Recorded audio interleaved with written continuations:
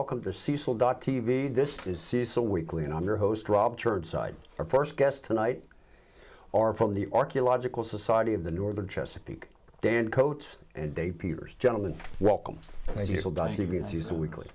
So Dan, tell us about the Archeological Society. Well, the Archeological Society of the Northern Chesapeake is one of the chapters of the state society, and that generally works under the broad supervision of the Maryland Historic Trust. But this local chapter was founded in 1957, and it's become just about the largest chapter in the state. Got a lot of history. We helped establish a state office of archaeology, and we've been to an awful lot of sites in the area. Well, you've been to Rogers Tavern, correct? That's correct. Anytime that archaeology is required at Rogers Tavern, since it is a historic site that's under state control, we do volunteer work with the principal investigator or the archaeologist that they select to do the field investigation.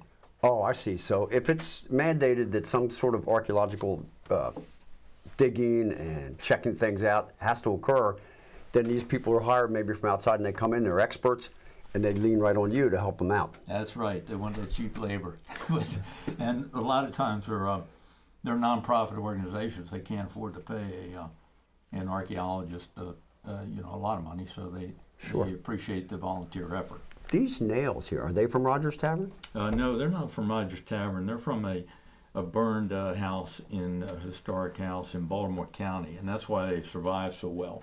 Because anytime when you burn metal, it doesn't have a tendency to rust so badly. Oh, how about that? Did not know that. Well, it's not cheap labor, but it's a labor of love, right? Correct. How about you, Dave? Have you been on digs? Is there a favorite that comes to mind, or? I have been on digs. I'm currently in a program, Certified Archaeological Technician program. I'm a member of ASNC, Archeological Society of Northern Chesapeake, also Archeological Society of Maryland. And with the program that I'm in, it's a training program. I go out and work hand in hand with archaeologists, do excavations, record. And one excavation I did that Dan actually let me be the prime investigator, that's the person leading the investigation, was down in Havertide, a historic house, where we had this property that we had to lay out, and we actually did metal detecting. We wanted to see if there was any metal buried under the ground before we went in and dug. And we had 3 metal detectors help us out, volunteers, and we figured there'd be a few pieces of metal in the property. They ended up to be a few thousand. Wow. A lot of metal, and we're thinking about going back there and seeing exactly what is buried under there. Wow. So if someone wanted to volunteer, say they read in the paper or see on Cecil.tv that something is happening and there's a call for volunteers, do they call you, or? Well, we are open to membership. Virtually anybody that's interested can be a member. And even if a walk-on occurs at an archaeological dig, the principal investigator will usually give a visitor a tour, and if they want to stick around and help out, they're certainly welcome to do that. So we very often attract people simply because if you're digging systematically and scientifically in the ground, it attracts attention. Ah. So you have a collection of artifacts that you found. Well, I brought these along just to show examples of some prehistoric tools.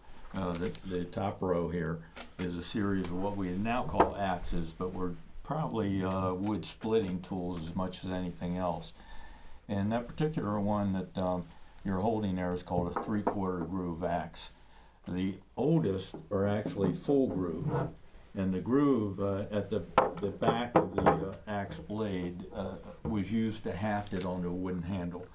Then it eventually went to a 3/4 groove, and finally in the woodland period ended up as what we call a celt, which is a stone blade that's actually jammed into a handle as Dave is holding it there.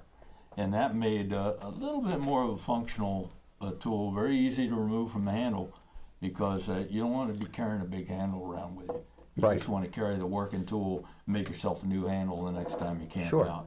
That makes sense, and then you can just travel light, as light as these. Then, of course, you have blades like this that were used for knives or quarry picks or virtually any tool where you need a straight edge. You can tell that's man-made. It's quartz, right? Yes, that's quartz.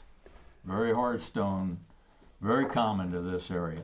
The vast majority of the tools we find are quartz, and you can always tell the cultural working on it by this varied blade, flaked off opposing sides to get a sharp edge. You brought some arrowheads, I see. This represents the Maryland typology. Over time, this being the oldest period, the Paleo period, the different forms change. But it takes a considerable amount of time for that change to happen. And most anthropologists now consider that easily hundreds of years before things are normally changed just by word of mouth carrying on skills. And we do it a lot quicker today because we've got communication skills. Now, you've told us, we talked earlier, gentlemen, the worked at Rogers Tavern, Elk Landing, digs focus on the War of 1812, the Susquehanna Canal up there by Conowingo. You haven't mentioned Principio Ironworks. Well, we haven't been to Principio yet. We met there one time, had a very nice tour of the place. Sarah Kalinda is the person in charge there. And it's quite an interesting place, but haven't been back yet. Don't know why. Well, what's on the radar screen for you gentlemen? What's coming up next? Well, we've got a quarry site that we're investigating in Harford County. It's a jasper quarry. It's a very highly sought after type of stone to use for stone tools.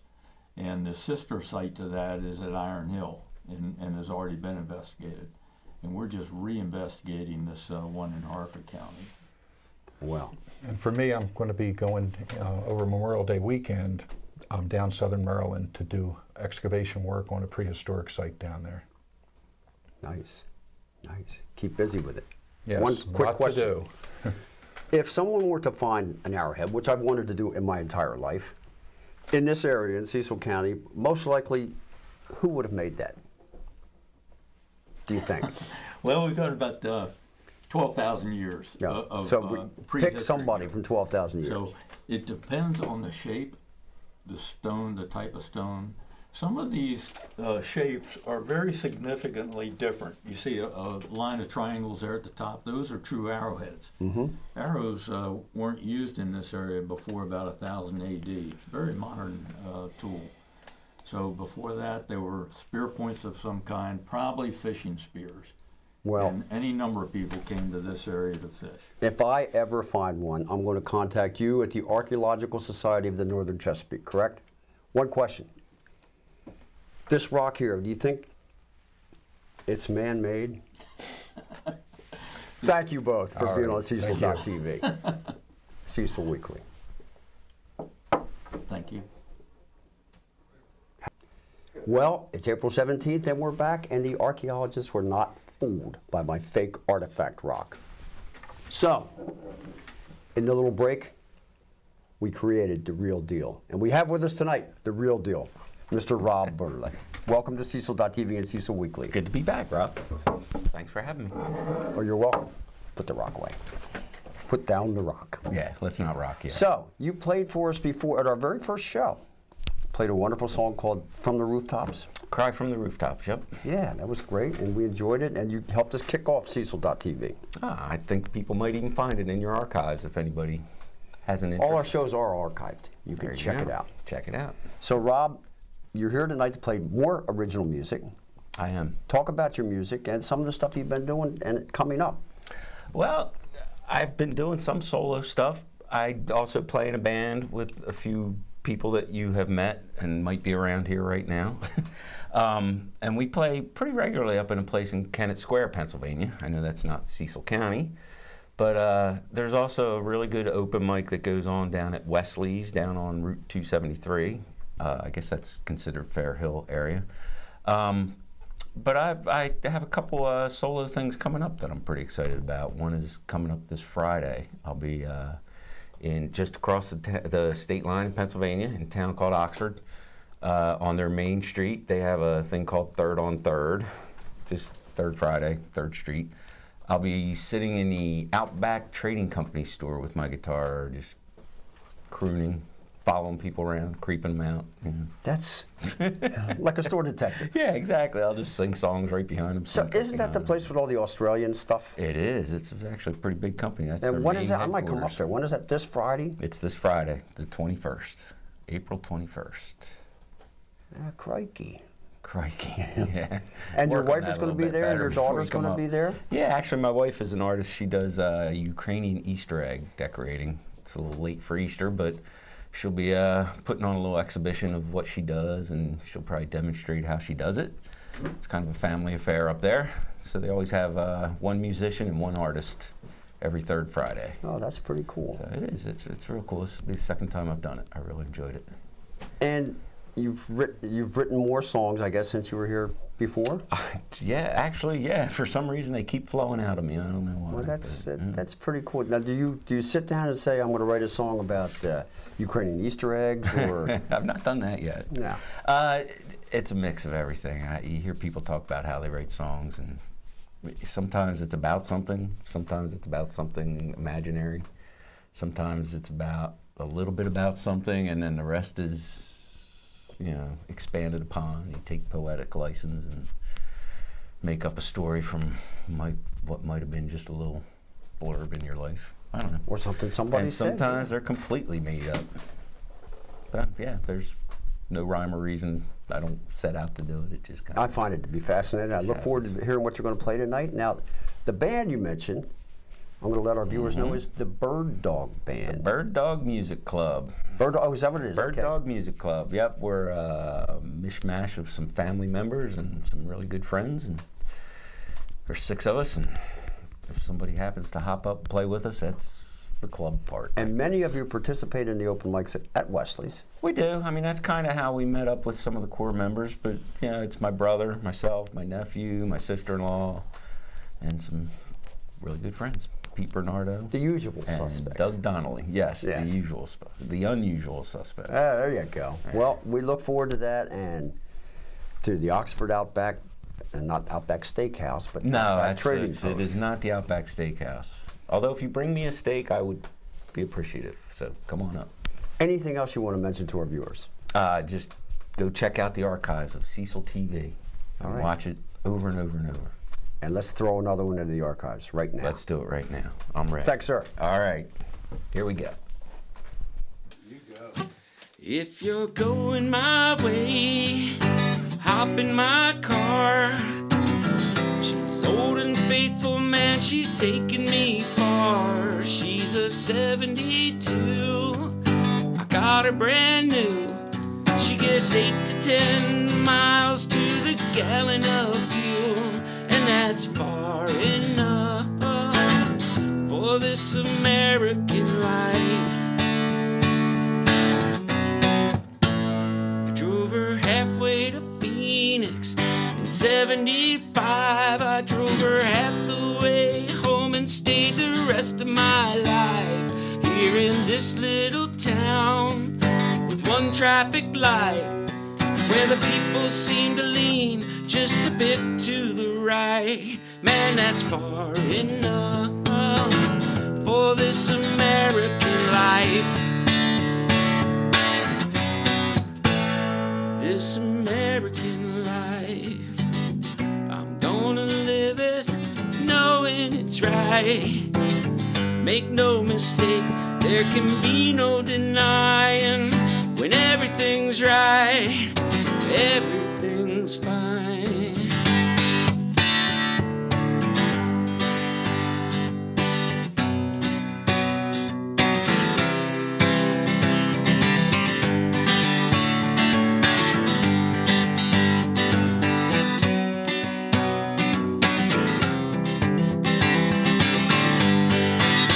So if you're going my way, it won't be far. I've been there before, I I know just where we are. It's an old dirt road, gonna carry me home.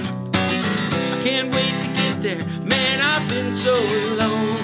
I've been far enough for one American life.